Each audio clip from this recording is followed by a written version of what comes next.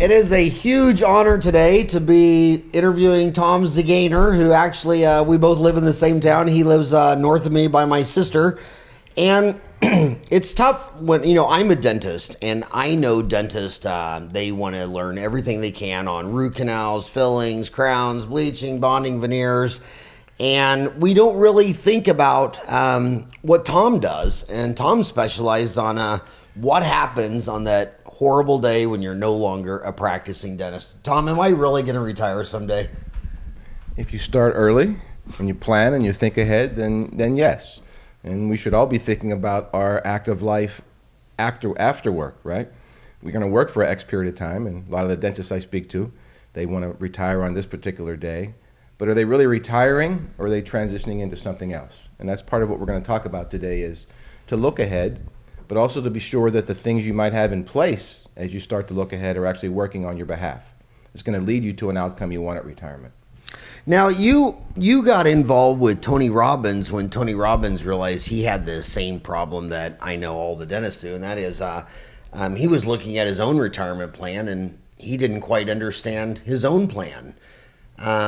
What percent of the dentists do you think understand the details of their existing 401k, the fees used, all the parts and pieces? Well, when you talk to a dentist, yes, what percent of them come in and pretty much already know the details before you talk to them? They're cognizant of some of the details. But rather than just isolate dentistry, let's just put it into business owners in general. Okay? At America's Best 401k, over the past year, we've probably reviewed close to 1,500 401k plans, meaning we receive documents that are called fee disclosure forms from the plan sponsor. Many are dentists. In fact, 1 in every 5 clients we bring on is a dentist. I would suggest that close to 75 to 80% of the business owners we speak to are not aware or were not aware of the true underlying costs affecting their retirement plan. And this is universal. In 2012, after nearly 30 years, for the first time, 401k providers were required to provide disclosure forms. And it came out in 2 forms. The first is called a 408B2 employer fee disclosure form that came out in July of 2012. In August, a version of that came out for participants called a 404A5.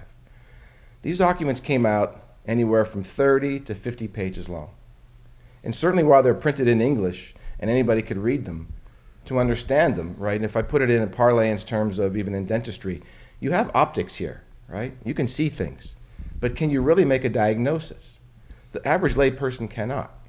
When you see so many numbers over so many pieces of paper in different columns and then replicated in some measure and looks like doublespeak, you couldn't get to the point. So by percentage, it's extremely high that people do not know. 2 other key stats to point out. Close to 65% of 401k plan participants believe there are no investment-related fees at all. And yet if you invest in a mutual fund or an index fund, it has an expense ratio. People think there's no cost. Close to 40% of plan sponsors, the dentist in this case, the owner of the practice, do not know the average expense ratios of the funds in their plan. So a little side story, we went to the CEREC 30 conference a couple of weeks ago, and over 750 dentists requested proposals from us after speaking for a couple of days. Since the follow-up, we've been asking these folks for their fee disclosures. If I could lump into the categories of who knew just where to get it and how fast they can get it, maybe 5%. So many have said, I've actually never even logged on to a website. My broker takes care of that. I saw that report a while back, but I never really looked at it. Or they call their provider, I can't find it. I can't find it on the website. Where is this thing? But here's the underlying problem with this. As the practice owner, the business owner, you are required to articulate that document. And not only that, you're required to make sure your participants know about this document and understand it. So we're so busy, we're doing our own things, and yet the IRS has very clear code that says, as the plan fiduciary, key point, right? Because you can only appoint a fiduciary. If you don't have one, you are the fiduciary of the plan, which almost essentially makes you the de facto investment expert for your 401k. And yet you got involved in dentistry to practice dentistry, right? Not to be an investment expert. And so it's universally, by largest percentage, people are unknowing. They are unknowing where their 401k plan is heading. And it's not just their 401k. It could be their simple or their SEP or their individual retirement account, right? They don't really know the effective fees. They'll look at numbers on a paper, but not know what's the outcome of that over time. If I was at 1% or I was at 3% in fees, that could be a difference of running out of money 10 to 15 times earlier than you expected to. It's a big problem. And what would be the difference in the overhead fees from someone starting at 25, retiring at 65, or 40 years? Yeah, there's a couple of different ways to look at that, and I speak to a lot of young dentists who are looking at their first retirement plan, right? And they're balancing their educational loans, getting the practice up and running, buying equipment, what have you, and maybe delaying retirement, right? But there's a statistic we show that if, for example, Mary starts saving at age 25 and only puts money away for 10 years, but it gets to grow for 40 years, and you have Joe out there who waits 10 more years to start saving at age 35, and he puts money in 3 times longer for 30 years.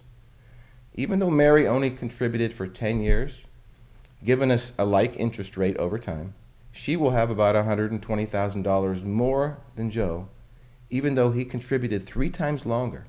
That power of that extra 10 years of compounding is huge, coupled with the fact of what are your expenses. On average, if you look at it, 1% extra in fees could essentially rob you of about 10 years of retirement savings, all things being considered, when you take into the factors of returns and actual expenses. So it's critically important. We showed this at CEREC when Tony Robbins and I actually were on stage, is we showed 3 examples of dentists who were in the audience who are now clients of ours. And we showed them where over a 20-year horizon, broken down in 5-year increments, the effect of fee differentials over time. And in 2 of the cases, I think we reduced their fees about 57%, one was about 70%. But the end line effect was massive. And it was even more so impactful because in a lot of the dentist practices we work with, the dentist has the largest balance in the plan. So therefore the most to lose, a really big thing. So a lot of these dentists, when they see their numbers, it's a family impact severely. Along with that, they're now realizing, well, I provided a 401k plan for my employees. That's a good thing. But if you're really heading them down the same bad direction you were heading yourself, is it really any good? So these are things, whether somebody considers using us or many other fine providers that have a similar philosophy as us, is that you at least have to know your number, right? You deserve to know exactly where your plan is heading and to be sure you're heading in a proper direction. Really, really key. So most of my fans are driving to work right now, and they're listening to you on sound only. How could they get to work and go to their retirement website and figure out what their fees are? Yeah, there's a couple of things you can do. The first thing is it's a document.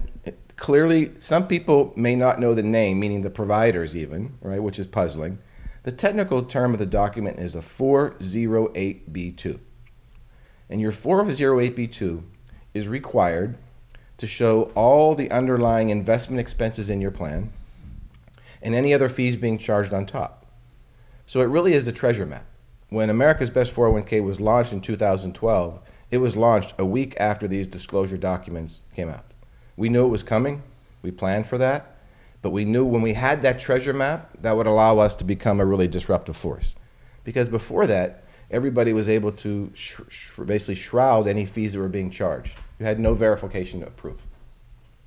So they should call their provider, or they should go onto the website where they log in as a plan sponsor and see if they can search for a disclosure form or under reports or 408B2 or fee disclosure. The nomenclature might be different, website to website, but if you get a little frustrated and can't find it, just call your provider and basically demand that within an hour they send it over in a PDF file. We want those folks to send us that document because we will provide them a complimentary side-by-side fee analysis. What a lot of business owners don't know is you are required under the rules of the Department of Labor and ERISA to benchmark your plan to alternatives on a regular basis. Your current provider will never proactively say, Howard, here's our plan, and I just went out and compared it to 3 other ones. They'll never, ever do it. And we saw one last week where a broker with an insurance company She said, let's take your plan out and show it to some other options. Well, she showed it to 3 other options that were identical to the one that she had the business owner in. In this particular case, the all-in investment-related expenses were about 1.85%. She showed him a couple others that are about 1.7 and 1.65%. The business owner now thinks that's the only kind of 401k plan provider that exists. We came in and we're 0.65%.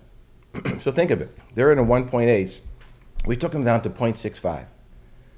The effect over time on this plan, because it was pretty sizable, was close to $2,400,000 over 20 years, meaning they would have that much more in plan assets over that period of time by drastically reducing their investment-related fees. So let's go back in the day. You know, I got out of school 28 years ago, and the reputation of your broker, I don't want to throw anybody in a bridge, get in trouble, but like, you know, your typical Merrill Lynch broker or whatever, or your insurance, you know, if you had to buy an insurance, you know, they had all these fancy plans, and basically there was a lot of trading going on. Sure. And so a lot of your profits you were making, the broker was making a lot of money. Sure. And then the trend started to become discount brokers, like Charles Schwab started discount broking. Yeah. And then it even got more lower cost with these index funds or spiders. Right. And so what you're saying is that a lot of the older dentists get that today, but what they might not get is that the actual fee for the plan could be eating up a lot of your accrued benefits. Here's a perfect example of that. We use in our core fund lineup, which a lot of the dentists on Dental Town and a lot of the forums back and forth, many of them are really big on an index fund strategy. And they like Vanguard funds and dimensional funds that we use in our core plan list. And is Spider a synonym for index fund? It's a variation of. It's a variation? Yeah. So what a lot of dentists will like is say, we want an index fund strategy, right? So the younger guys, you can see really moving to that. Even a lot of the older guys, because the discussion points have become more prevalent around this topic, okay? We'll come across plans that'll say, well, we have a low-cost index fund strategy like Vanguard. We have those in our plans already. Why would we want to move? And I'll say, Doc, let's get your fee disclosure and let's look over one column over, because these are plans that are with insurance companies. And not to mean insurance companies in any way. They're great and they serve a wonderful purpose in many regards. But in relationship to your 401k plan, there's zero reason to ever have your assets with an insurance company. And here's why. So you have a core foundation that are index funds. But then one column over on that fee disclosure, there'll be a term called CAC, Contract Asset Charge, or AMC, Asset Management Charge. And so what the insurance company will do is put a layer of fees there, maybe 1 to 1.25%, which completely mitigates the fact and the reason why and the benefit of why you would want to have an index fund in the first place. So you start out with very low cost in this column, which is good.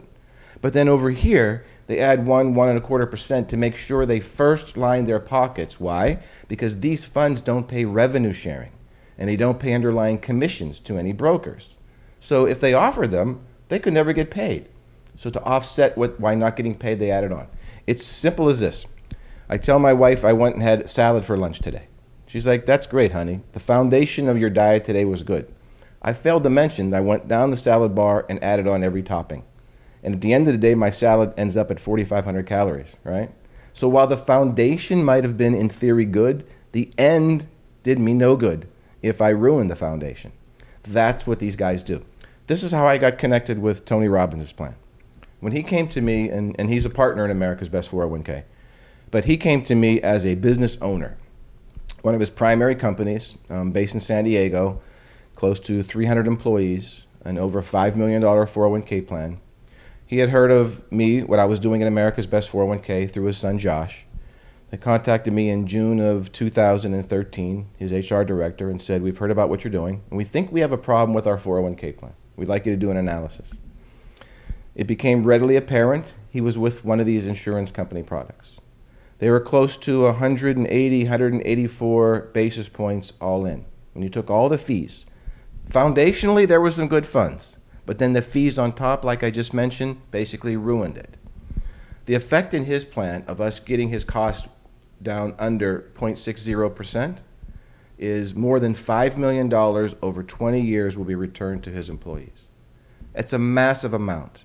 and you start dividing out by the people who have the largest balances in the plan, that foundationally will have a huge effect on the quality of their life when they choose to stop working.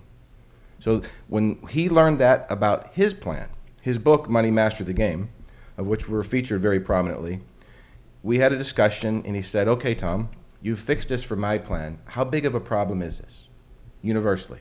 If I didn't understand this, and I'm pretty financially astute here, obviously, who doesn't know what's really going on? So we presented a lot of statistics. There's roughly 540,000 401k plans out there, and most of them, the largest majority, well over 450, 460,000, are going to be with 15 to 18 insurance companies and 2 national payroll providers. That's where most of the plans are. And collectively, most of them have been sold broker-driven, where the incentive is to be paid commissions or revenue sharing first. So the broker's getting paid, the insurance company's getting paid, the broker-dealer's getting paid, maybe a third-party administrator's getting paid, the provider's getting paid. Everybody's chipping away, but oh, by the way, it's your 401k plan. It's your assets, right? But they've put these layers out front to make sure that they get paid. Well, the the only secret to lower prices is to have lower cost. And so when you're dealing with companies, you know, like young dentists might, you know, they'll ask me, young ones will ask about, well, what about multi-level marketing? Is that a good business? And I'll say, well, in multi-level marketing, you've built in 6 middlemen, whereas Walmart doesn't buy through any middlemen. They buy directly from the manufacturer. So when a dentist is looking at the person that they're working with, you know, they got to get paid. And if they have a huge broker, you know, they have a large payroll to pay, then they can't have lower prices. You have to have lower costs. So the question is, they're probably asking, so how do you have lower costs? So if your overhead is so much lower, why is that? You have to have lower costs. How did you build in lower cost structure to have lower fees?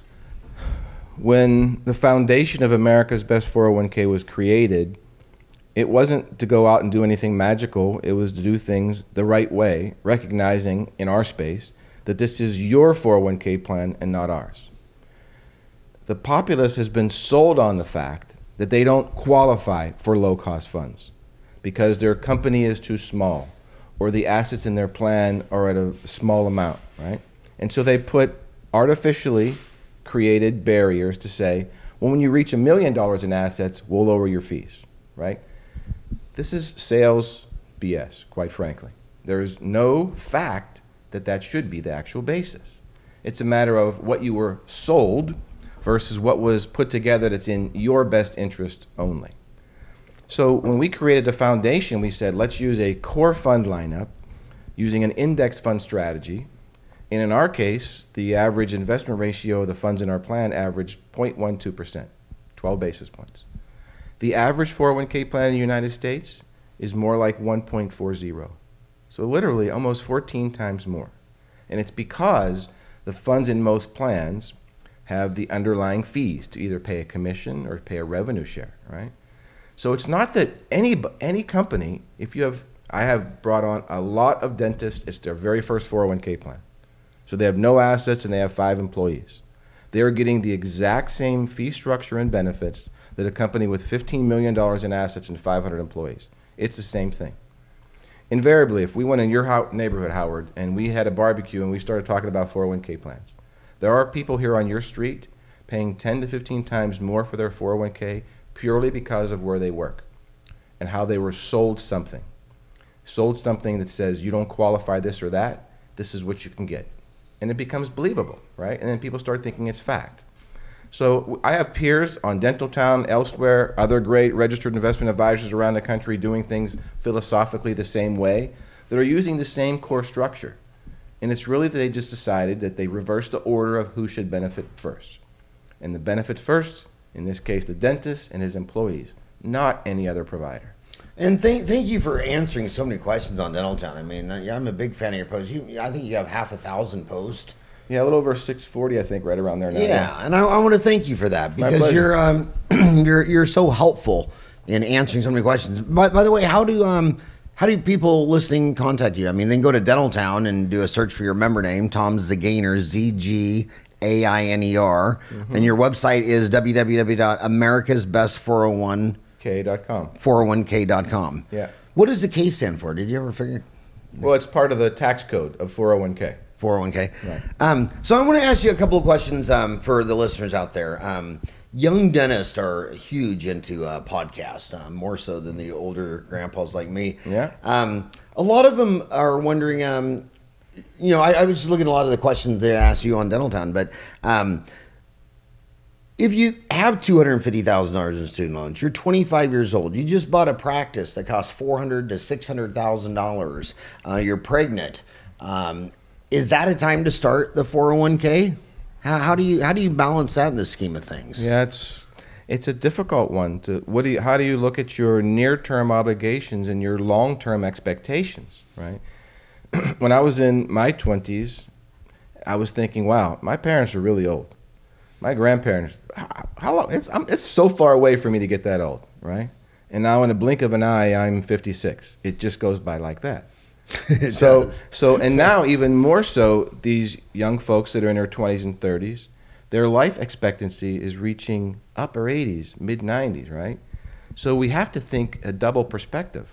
How do we find a balance but our obligations are today, but the irrefutable fact are that we may have 25 to 35 years of life after work where we're going to need financial resources. If you ask a baby boomer today what are their biggest fears, it's not passing away. It's outliving their financial resources. So the young dentist should be taking heed of that fact as well, right? Even if it's a nominal amount. We did a podcast yesterday, a webinar yesterday for close to 200 dentists that requested information starting a 401k plan for the first time. It's kind of the same position, right, that we met at CERC 30. And part of that was keep it into perspective. If you have $1,000 of remuneration, and even if you put just 5% of that away, that's $50, right? It just gets you into the habit of starting to save. And then maybe that will diminish how many Starbucks you have or what you do recreationally on a weekend, because if there are discretionary dollars being used to enjoy life, a part of it really ought to be saying, but I have life later, right? I have life now, I have life later. How do we balance the two? It's really difficult. I spoke to one yesterday who said, for 8 years now, my wife had been kicking around the idea of setting up a 401k plan. But we bought a building and we just finished off paying loans. And he said, when we heard you guys speak at CERC, we realized we have to do this also. It has to be an also, not instead of. It's a tough act. Right? I remember two classic books. This is 2015, I'm 53. I think these books came out maybe in 80 or long time ago. I think I read them in college. One was written by two PhDs, The Millionaire Next Door.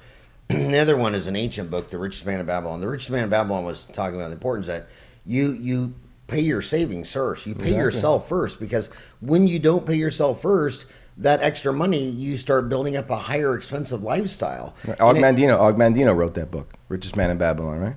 Yeah. And all these other ones. The underlying thread was pay yourself first, right?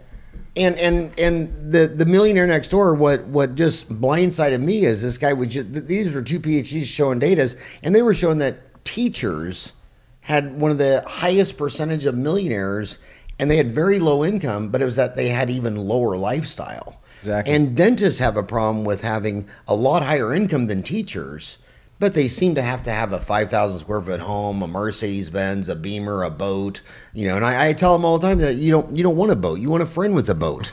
Why do you need to buy a boat? Why do you need to be a condo when you could just go there on vacation and rent it for a week? Why do you have to own it? Dentists, the secret to, a big secret to retiring rich is having a lower cost lifestyle. And a lot of that's by getting rid of your money first so you don't see it, so it's not in your pocket, so you don't run out and spend it. I want to ask you a couple of specific questions. A lot of these guys driving to work, a lot of these guys and gals, let's say that Sharon's listening to you right now, and she's a 50-year-old dentist, and she's thinking, how much should I have put away already? I mean, where should she be at maybe 40 or 50 or 60, if you're saying that she may live 25 to 35 years after she retires? So do you have any benchmarks of where older people? Yeah, well, really, you should be, when you start thinking of saving for retirement, close to 50% of your expected financial resources should be from you saving for your retirement. Granted, there'll be Social Security around. Most of us are going to expect to see most of that, right?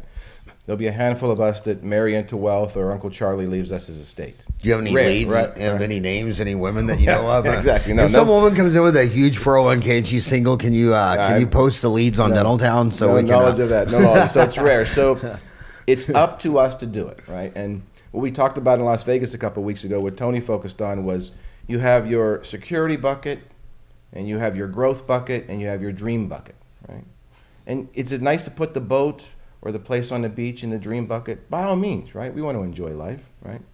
But your security bucket has to be something that you are planning for when you need it, right? The security of, I want to live a comfortable and dignified retirement after I stop working. But then I also have to have a growth bucket. And your growth bucket obviously going to have more risk associated with it, right? Where you're going to invest in more aggressive type investments, generally as you're younger, when you have chances, the opportunity to go ups and downs in the markets, right? So when you start thinking about what do I really need, if you start measuring it out into terms over 30 years, let's say you back into you're going to live for 30 years after you retire, right? And you want to have a $100,000 lifestyle, going under the presumption that hopefully you've managed your finances well, your debt level is very low or eliminated. Maybe you don't have a mortgage any longer, right? You've downsized to a certain extent. And so it really comes down to your necessities. You have to cover your basic living costs. You have to cover your medical component of things, food, right? We also want to have a little fun in life. We want to be able to travel. We want to do things with our kids, our generational expectations, all those kinds of things. And so how do you back into what is that number going to be for you? And it's hard for us to see when we're spending money at a rate we do today, like you talked about, boats and cars and everything else. Probably when we get older, we're going to say, do I really need all those things, right? I don't need the maintenance of them. I don't need the associated insurance costs or whatever, right? So I think you got to be thinking, regardless of your age, that at least 50% of 25 to 30 years of income. So let's say you live for 25 years and you want to have $100,000 available a year, right? So we're at 2.5 million, right? Somewhere about half of that or 3/4 of it has to be from you self-funding your retirement and having it grow over time, which comes back to the young dentist. Start early, because that 50-year-old you mentioned, she's behind the 8 ball. If she's been planning for retirement along the way, well, now she's getting a little bit closer to retirement age. Her advisor might suggest a more conservative mix, not so much growth, right? Not so much aggressiveness in the underlying investments, because you want to preserve what you've built. But a doctor who's in his late 20s, early 30s, has a 30-year horizon of work ahead of him or her. You have to have some growth in there. So the only way you're going to get growth is to contribute into it and let it start to work for you. So they should really sit down and put a piece of paper and say, one day I'm going to be 60, and I'm going to stop practicing dentistry, and now I have 25 to 30 years to deal with, right? How much money am I going to need per year? And then you start backing into saying, well, maybe that extra BMW payment now, I downsize it. Instead of paying $900 a month, I get a BMW that's cost me $450. I take that $450, I put it into my 401k every month and let that start to compound and grow. But they really sit down and need to ask themselves, the outcome when I'm older, is it going to be as fun as when I'm young? And it's not going to be if we don't have the resources. You've answered 600 questions on Dental Town.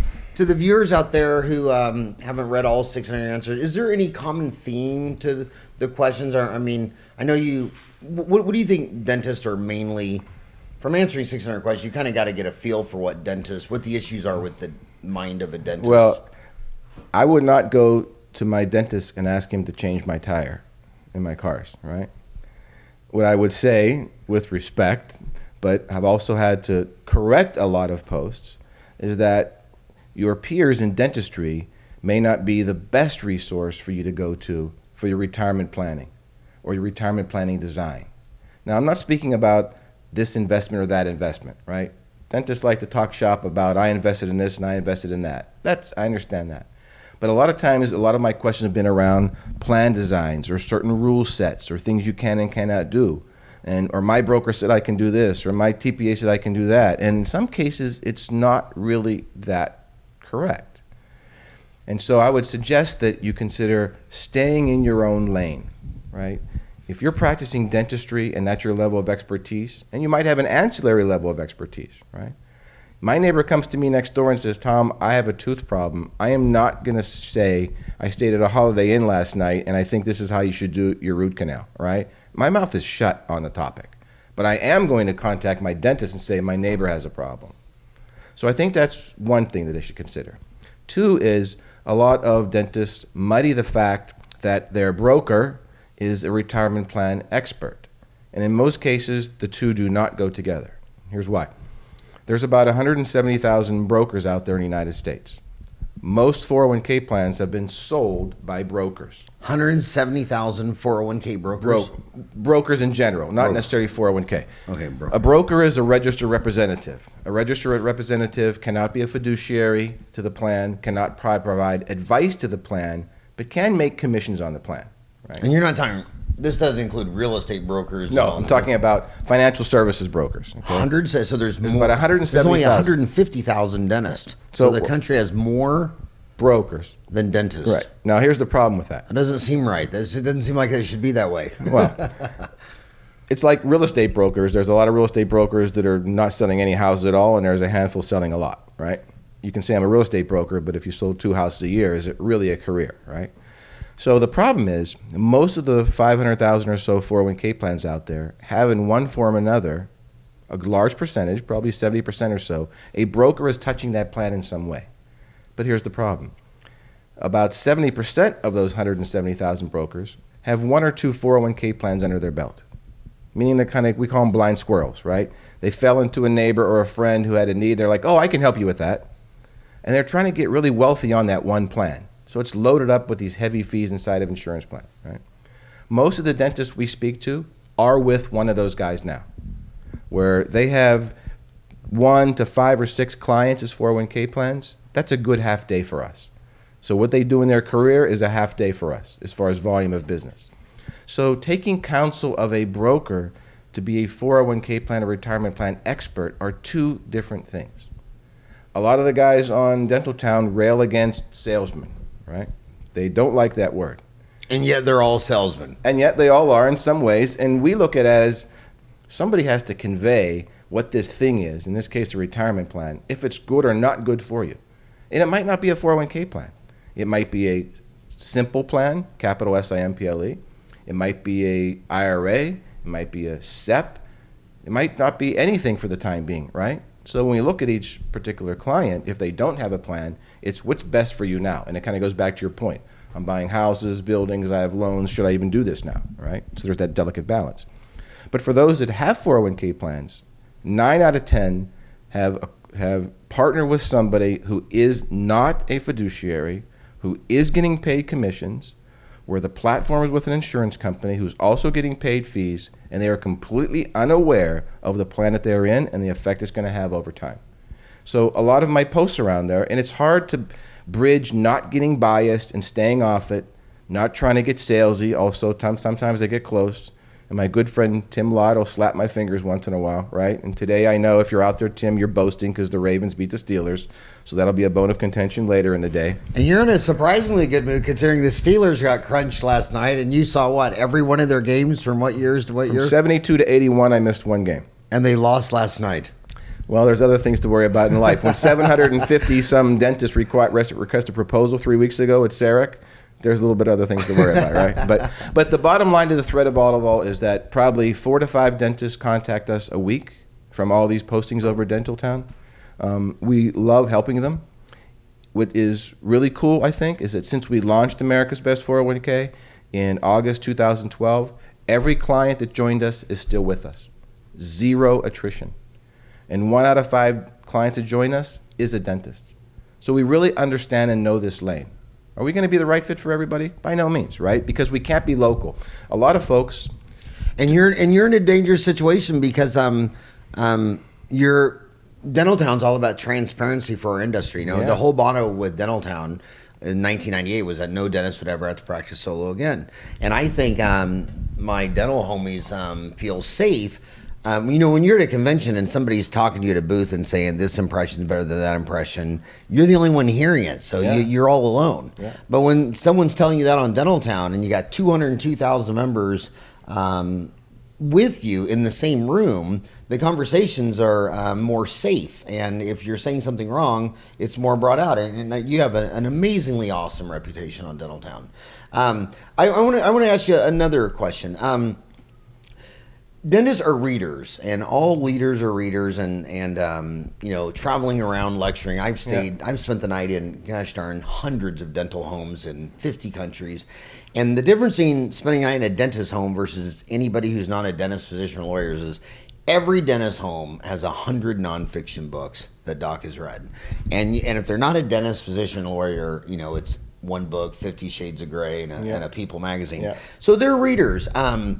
If someone sits there and says, you know, when I get done finishing this new Pathways to the Pulp by Stephen Cohen, just came out with his newest edition, Endo book. When they're done with their next dental book and they wanted to read a book on this to try to get perked up before they talk to you or whatever, what book would you recommend? And would you recommend Tony Robbins' new books? Since you were mentioning that Money Master the Game. Master the Game. And here's what's... What would be your short reading list for someone who's sitting there thinking, I don't even know the difference between a 401k, a Roth, a SEP, a Simple. I don't know any of this stuff, but I am a reader, and that's what got me out of dental school. What's your short reading list? Well, I'll put that one not to be self-publicizing. The book itself, though, Money Master the Game, well over 1 million copies sold. Tony went out and interviewed 50 of the finest minds in the world financially. These are not his opinions in this including book. Vanguard. John Bogle. In fact, a few weeks ago, Tony and John Bogle from Vanguard were on the cover of the inaugural edition of 401k Specialist magazine, The Fight for Low Fees. It's a really cool picture because you've got John Bogle, who is the original voice of saying the best and most easiest thing you can do to increase your outcome in your investments is to lower your fees. He's the champion of that, right? Right. He's getting near 90 years old, right?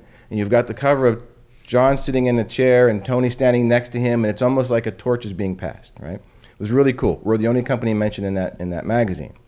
But that's just one of, right? The thing about Tony's book is that there's these thoughts processes from so many great minds across the entire spectrum of financial resources. There's some things in there for you and some things that are not.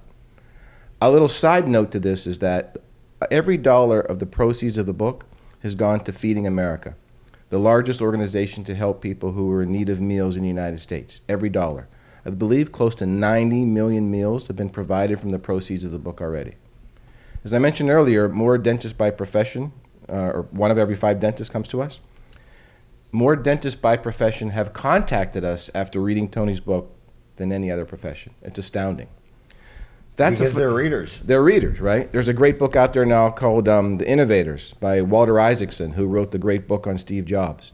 And this kind of gives you a mind into the Silicon Valley on some of the companies and the thought process that it went to building these companies and how they built their reputation, how they failed in some cases, right? So when I look at my reading, and even the guys on my team, I try to tell them on a regular basis, you have to start your day and you have to end your day reading. And so books are one avenue. But we now have things on our tablets and our phones, you know, Flipboard, for example, or Pulse, where you could read in the top stories from 60 or 80 different publications every day and pick the topical items. Even Apple has with the new release in their iOS system last week, they have a new news feature, right? They're kind of replicating what Flipboard and Pulse does. So you can get your eyes and your ears on things that might have something relative to your business. The way I look at it is you can't stop reading. You cannot ever stop reading. And I'm not talking about your profession, but the periphery of your profession. I mean, if I'm a dentist, I want to make sure that everybody on my team knows how to answer the phone properly and that they engage, because they are in fact selling, right? If I'm referred to you, Howard, because I understand you're a great dentist and my neighbor said to call, and I get a less than comfortable experience from the very first person that picks up the phone, there's already a hesitation, right? I'm going to give it the benefit of the doubt because my neighbor said you're a great dentist. So I'm going to call again. And I hope that experience is improved. And so it's things like making sure not just you, but your team, who are your sales reps. They are your sales reps, right? They're welcoming people with a smile. You want to make sure the office looks good. I mean, when we were at SAREC a couple of weeks ago, Dr. Craig Spodek, phenomenal speaker, phenomenal practice in Delray Beach, showed some pictures of practices, how the offices looked in some practices and some in others. And the first couple were showing some rust and some dated calendars and some chairs with broken leather. And he showed other types of offices. And you immediately feel, if I walk into this environment, clean, up to date, fresh, I feel better about a hand that's going to go into my mouth as well, right? So it's things about not just your profession, but the periphery of the profession that I think no matter what business is in, you have to read to keep up. You just got to keep up with it. That's true. I went to my doctor, Dr. Kevorkian, and the office was so outdated. I just walked out. I said, I'm out of here. I'm out of here. But any other specific book titles that you think a young dentist might like? Would you recommend starting with Tony's new book? Tony's new book gives you philosophical viewpoints on everything related to everything financial. He then references a lot of others that you would then pivot out to read as well. But after answering 600 questions on Dental Town, do you think there's any books that those townies, if they would have read, they wouldn't have asked those questions? Well, a lot of folks are drawn to things like the White Coat Investor, who posts a lot. He's got some really great, and he pulls in from a lot of resources, right? If we're talking about things finance, I mean, those are the sites to read. I mean, books in a way, as much as I love them, and I was telling somebody the story the other day that before I moved west in '82, I worked in a steel mill in Pittsburgh. And the primary thing were not allowed to do in that steel mill was read. Reading would be a cause for getting fired, mainly because you didn't want to take your eye off of something coming down the mill that can kill you, right? I was fortunate to have a little office where if I snuck myself right into the corner as tight as I possibly can, you couldn't look in this window and you couldn't look in this door window. So I would down there in a heater, it'd be like 30 below in the winter or 150 in the summer, right, because of all the mill air. And I smuggled in probably close to 400 books over 3 years. That became the basis for everything I started to learn in my business career. Right? And it was on every subject possible. The great ones in history, the Think and Grow Riches, Napoleon Hills, and the Laws of Success, and W. Clement Stones, and the Ogmandinos, everything he wrote, right? To go what I liked directly and what I didn't like indirectly, where I would be forced to go out of my comfort zone. And so I think the more you can read, the better you can read, right? But those were the kind of days where even though I knew I can get fired, I knew I was ultimately going to not work in this mill and I was going to move to California and start a different life, and I had to be prepared. So it was a worthwhile trade-off for me to bring in 3 or 4 books a week, knowing that if I got caught, it was going to be part of a little bit of a problem, right? But reading is so fundamental, and sadly, I think generationally now, we see everybody looking down at their texts. We like small snippets of information. And so that's why I think maybe not just books, using these news readers that are available on so many topics allows you to read an article that's important to you, or an article that's important, or a study that's important to you, right? Or some results of some whatever underlying survey that was occurred, right? To be cognizant of facts and figures to use it in the course of your business. That I think is really important. So, the dentist listening to you right now, what is the exact specifics on how and the cost for them to have you evaluate what they have to bring up to speed? How does that technically work? How much does that cost? Well, talk about that. There's no cost for us to analyze their plan. This is part of what we do. It's the foundation and the structure of what our business model is. Again, it's going back to, we're not trying to get wealthy on a plan. Are we a profitable business? Yes. Are we wanting to make a buck? Of course. But we're doing that with volume over many clients, right? So that's why every client, no matter the size, it's the same. Critically important. We're not judging you based upon you have a new plan or a really big plan, okay? So the first thing we want to attack is two aspects. If you do not have a 401k plan, we want to understand why. So we'll gather your census, we'll create some illustrations, we'll show you some figurative examples of if you start to save now, this is where you can be heading, right? That's at no cost. We do those illustrations at no cost. If you have an existing 401k plan, as I mentioned earlier, you are required to do an annual benchmark of your plan against competitors, right? Your existing provider will never ever do it for you. They may go out and get other proposals, but not a benchmark. And here's the critical factor difference. If I go out and get other proposals from competitors today, it'll be numbers on a piece of paper, right? Here's my fees, here's your fees. Okay, this is better, this is worse. That's only one thing. We, though, in our fee comparison, we add into the element of time. Because if you take your existing 401k plan, let's say it has $1 million of assets, and you're contributing $100,000 per year, right? So those are two critical factors. And then we come up with a figurative return rate. Let's pick 7%. Those things by itself mean nothing until you add time into it. So on this comparison, we then show in 5-year increments, out 20 years, if you stay on this path with your plan, as compared to ours or another, this is going to be the outcome. And the outcome is going to mean you're going to have a significantly less amount in total plan assets to be used for when you need it most, or retirement, in most of these plans than with us. So we want to do that comparison first. We send them out a proposal, but the comparison really is the key. Right? The financial points are really very simple. There's no conversion fee to set up a plan or start a plan, right? No conversion fee whatsoever. Most providers, $500 to $1,500 to establish one. We don't charge a conversion fee. Is that what you call a rollover? Well, if you had your plan at XYZ Insurance Company and you move over to us, you're converting the plan, right? The assets are not necessarily, a rollover is more if you used to work for Joe employer over here, and now you work for Bill employer over here, you want to roll over your personal assets. That's more of a rollover. But when you're bringing over the entire plan from one provider to another, that's a conversion, transferring over the totality of it, all the assets, okay? So we don't charge a fee for that. Annual fees. Does a person that your conversion over, do they charge an exit fee?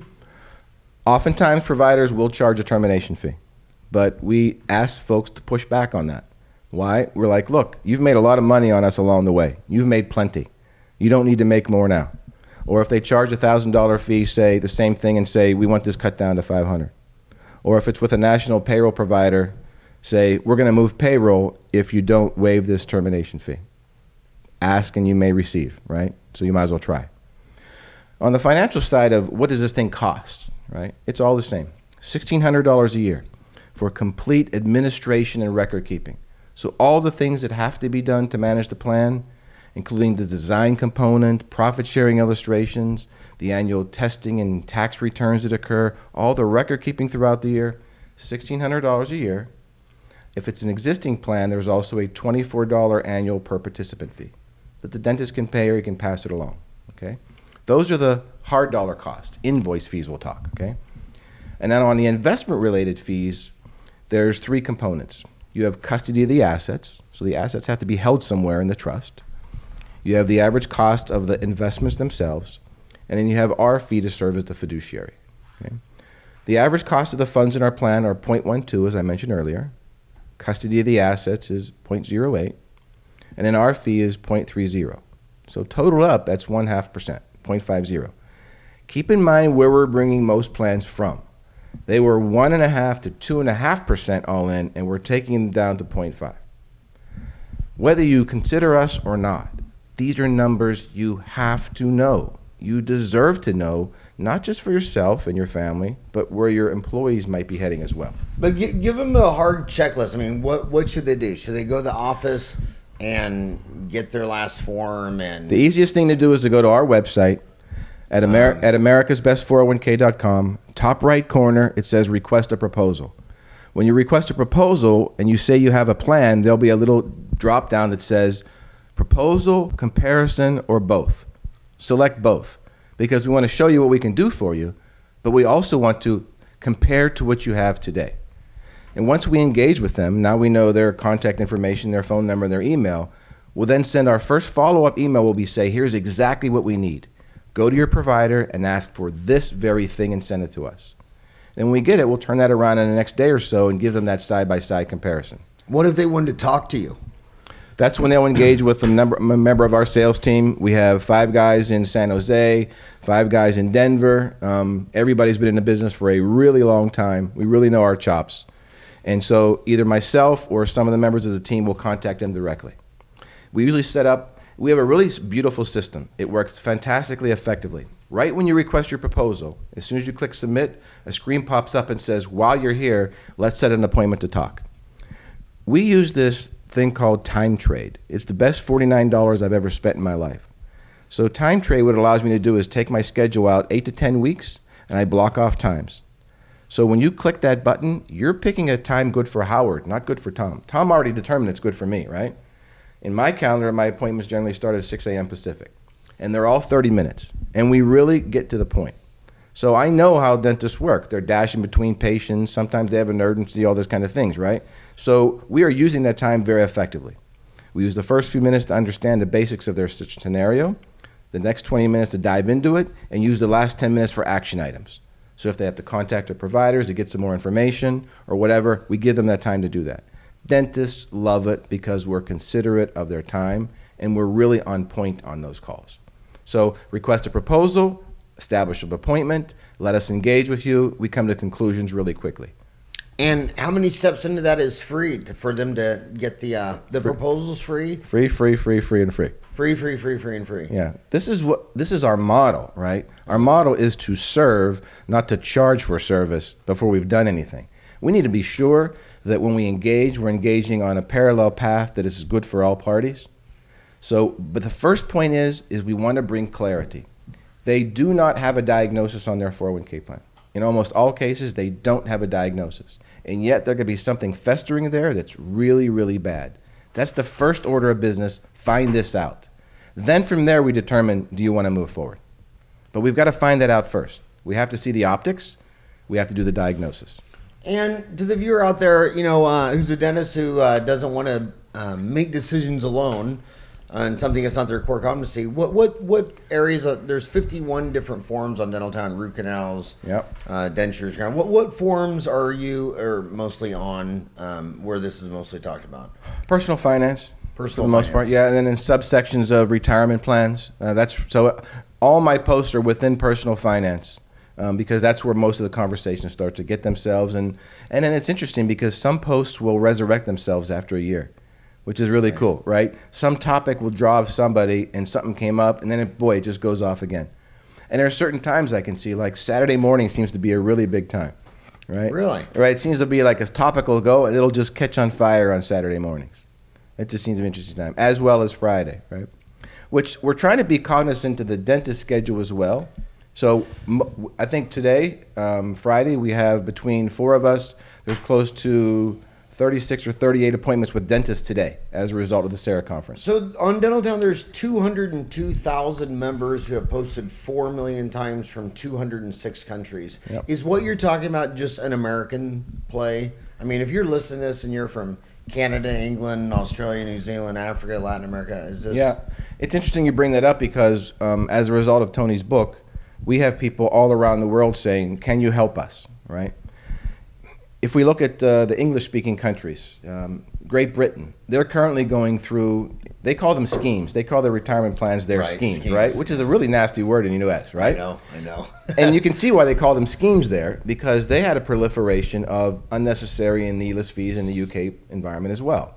And so their Minister of Pensions, what have you, earlier this year, has created a scenario where fees cannot go beyond this point very soon. Great for that market, right?